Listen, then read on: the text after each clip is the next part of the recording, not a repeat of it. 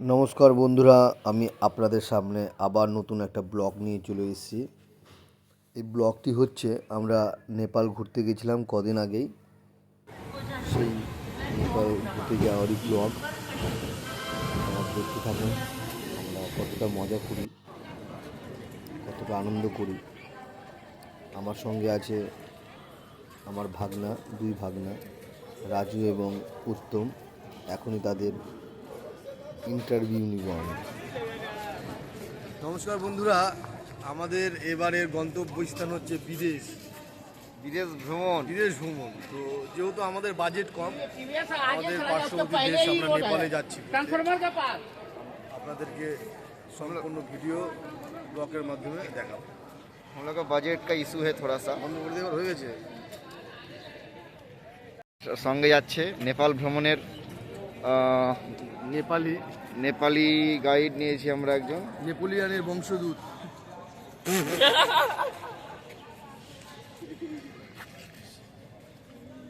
খাবি নাকি তোরা? গাইড দা আমাদেরকে কিছু এখন খাবো না কিছু। কেন খাবে না? ফালতু করিস না।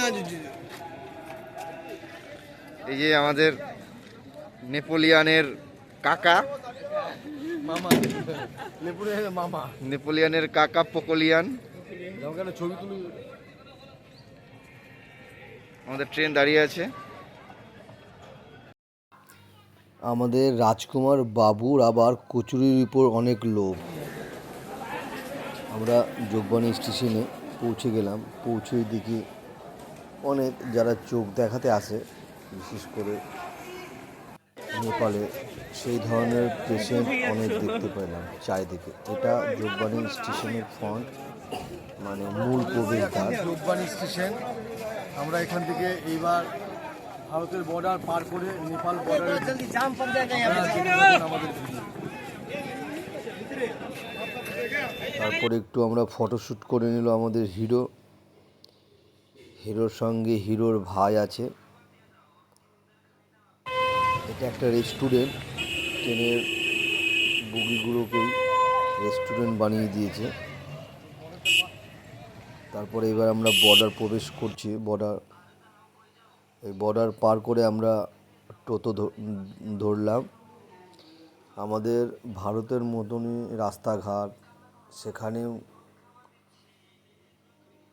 টোটো, মানে পৃথিবীর যে 3 ভাগ জল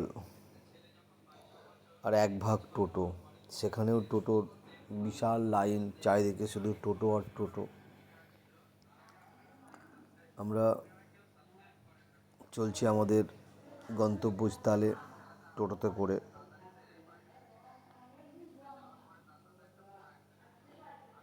তবে এদিকের আশেপাশের এই পরিবেশটা খুব ভালো।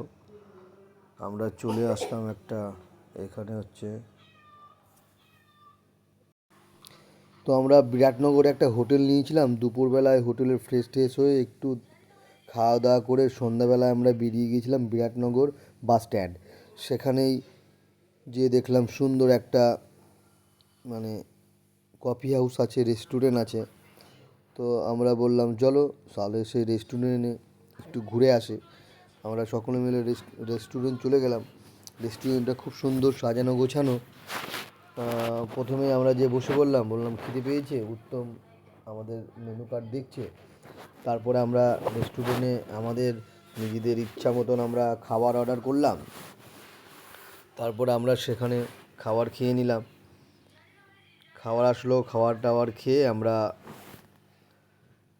রেস্টুরেন্টে কিছুক্ষণ ছবি টবি তুললাম।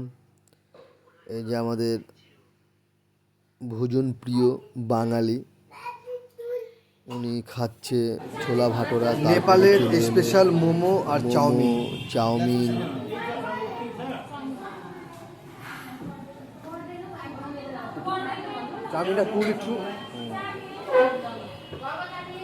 তারপরে সেখান থেকে আমরা একটা মার্কেটে চলে গেলাম। সেই মার্কেটে অনেক পুরনো ভালো ভালো নতুন জামা কাপড় ব্র্যান্ডেড পাওয়া যায়। মানে এটা ফুটপাত মার্কেট, যেহেতু আমরা ফুটপাত লোক, তাই আমরা সকলে মিলে ফুটপাথ মার্কেট ঘুরতে চলে গেছিলাম। সেখানে কিন্তু সব ছেলে মেয়ে দোকানদার ওরা বেচাকেনা করছে। আমরা পুরো মার্কেটটা ঘুরে নিলাম, আমরা আর কিছু কিনলাম না, সেখানে দেখলাম শুধু। এখানে আপনি ভারতের এবং নেপালের টাকা দিয়ে কেনাকাটা করতে পারবেন। দেখতে থাকুন।